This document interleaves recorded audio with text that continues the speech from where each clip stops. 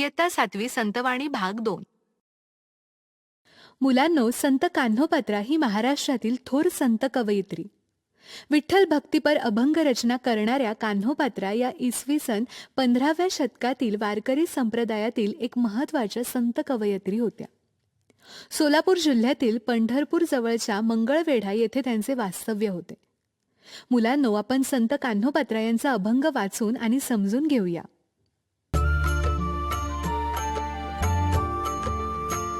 माझे माहेर पंढरी, सुखे नांदू भीमातीरी. माझे माहेर पंढरी, सुखे नांदू भीमातीरी. माझे माहेर पंढरी.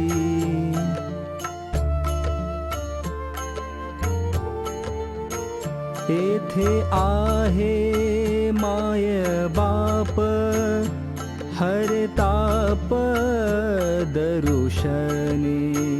येथे आहे माय बाप, हरताप दरुशनी.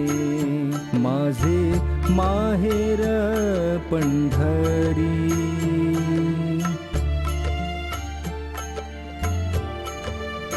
निवारिली तळमळ चिंता, गेली व्यथा अंतरीची. गेली व्यथा अंतरीची.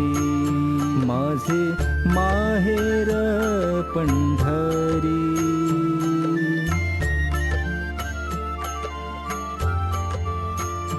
कैशी विटेवरी शोभली, पाहुनी कान्होपात्रा धाली. माझे माहेर पंढरी, सुखे नांदू भीमातीरी. माझे माहेर पंढरी. माझे माहेर पंढरी.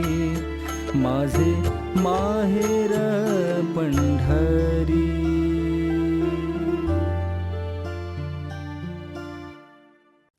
या अभंगात कान्होपात्रा म्हणतात की पंढरपूर हे माझे माहेर आहे.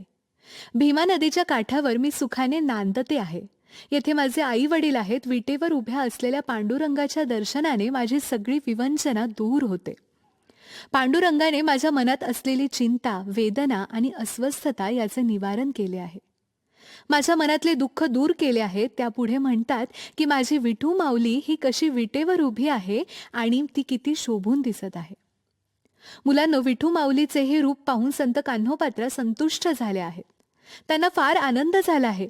अशा प्रकारे मुलांनो, आपण संतवाणीच्या माध्यमातून संत नरहरी सोनार आणि संत कवयित्री कान्होपात्रा यांचे अभंग पाहिले आहेत.